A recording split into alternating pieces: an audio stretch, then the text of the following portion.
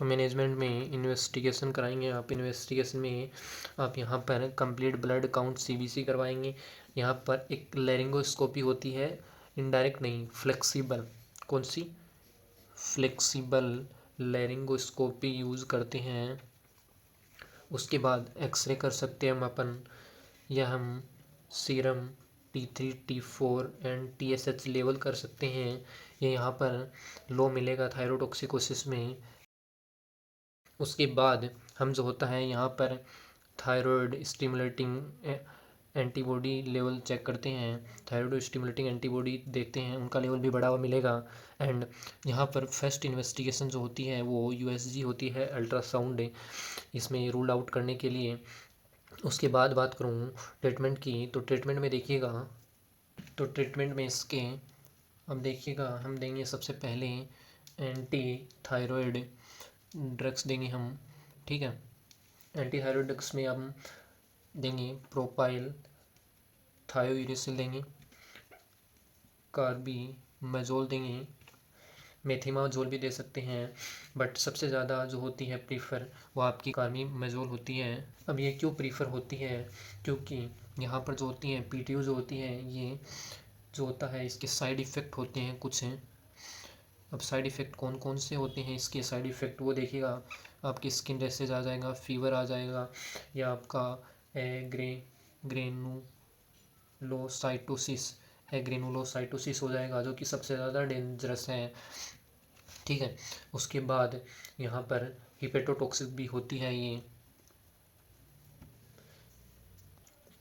हाँ, बट ये जो होता है ये प्रेगनेंसी में प्रीफर की जाती है। यहाँ पर से याद रखना P फॉर प्रेगनेंसी, तो ये प्रेगनेंसी में प्रीफर की जाएगी।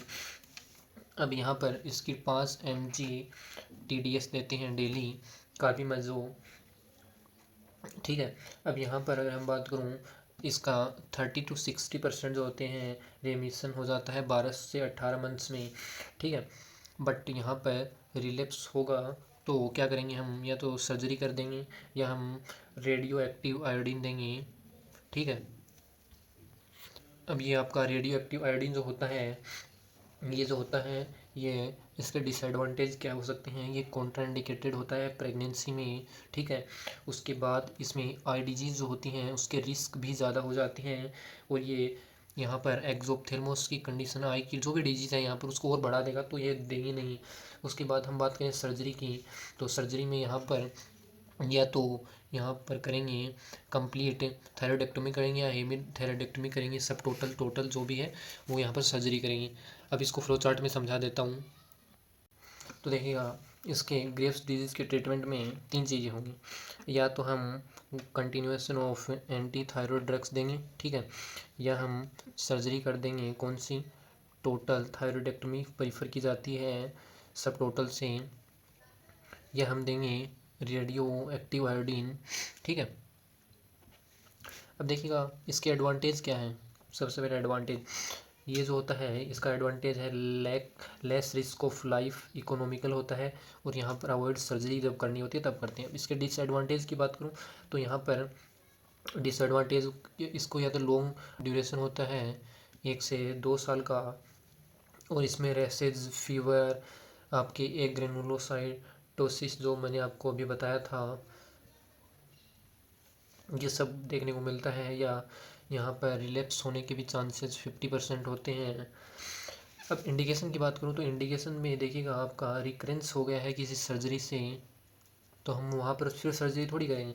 तो रिकरेंस हो गया है, या हमें सर्जरी को पोस्टपोन करना हो, या पेशेंट सर्जरी के लिए विलिंग नहीं है, तब हम कर सकते हैं। सर्जरी की बात करूँ तो सर्जरी में एडवांटेज की बात करें तो यहाँ पर एडवांटेज तो ये है कि परमानेंट क्योर मिल जाता है, इसमें परमानेंट क्योर मिल जाता है।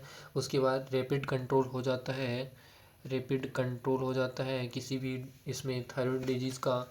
उसके बाद डिसएडवांटेज की बात करूँ इसमें, तो इसमें मोर्टेलिटी एंड मॉर्बिडिटी जो होती है उसके चांसेस होते हैं, एंड इसके साइड इफ़ेक्ट जो होते हैं वो भी हो सकते हैं कुछ। एंड इसका जो होता है, जैसे कुछ साइन आपको डिसअपियर नहीं होते हैं। कौन कौन से साइन? प्रीटिबियल साइन जो होते हैं, प्रीटिबियल मिक्सिडिमा जो होता है ये डिसअपियर नहीं होता है। क्यों नहीं होगा? इसलिए नहीं होगा क्योंकि भैया हमने सर्जरी किसकी है, थायराइड की। तो ये जो होता है पेरिटिबियल मिक्सिडिमा या आई के कोई भी साइन जो होते हैं ये डिसअपियर नहीं होंगे। अभी इंडिकेशन जो होते हैं, आपका कोई यंग पेशेंट है वो हो गया जिसकी उम्र 25 से 35 साल है, या आपका लार्ज गोइटर है, या आपका जो हो रेट्रोस्टर्नल जो गोइटर हो रखा है वो हो रखा है, वहाँ तक एक्सटेंड हो रखा है थायराइड का, या आपकी कोई प्रेग्नेंट मदर है, सॉरी प्रेग्नेंट पेशेंट बोल सकते हैं, या कोई लैक्टेटिंग मदर हो सकती हैं, तो इन सब में सर्जरी प्रीफर करते हैं। अब बात करें रेडियो एक्टिव आयोडीन की, तो इसमें अगर हमें सर्जरी भी नहीं करनी है, अगर हमें ड्रग्स भी नहीं देनी है, या most important no recurrent laryngeal nerve palsy, अगर पाल्सी भी नहीं चाहिए, तब हम ये यहाँ पर आयोडीन थेरेपी देंगे। उसके बाद इसका डिसएडवांटेज यही है कि ये कॉन्ट्राइंडिकेटेड होती है। पहला प्रेगनेंसी होगी, लैक्टेटिंग वुमेन हो गई, या कोई परमानेंट हाइपोथायरॉयडिज्म जो होता है, ये जो होता है ये permanent, most important permanent hypothyroidism, hypothyroidism जो होता है वो परमानेंटली ये कर देती है 10 से 15% पेशेंट में। और यहाँ पर इंडिकेशन की बात करूँ इसके, तो ये 25 साल के बाद ही करते हैं, और अप्रोप्रिएट होती है ये सबसे ज़्यादा 45 ईयर्स के बाद ही। और यहाँ पर रिकरेंट थायरोटॉक्सिकोसिस से अगर सर्जरी के बाद हो रहा है तब भी कर सकते हैं पेशेंट जो कि कार्डियक सिम्टम है, इन सब में हम ये थेरेपी दे सकते हैं। अगर वीडियो पसंद आए तो लाइक कीजिएगा, शेयर कीजिएगा। Thanks for watching video. जय हिंद।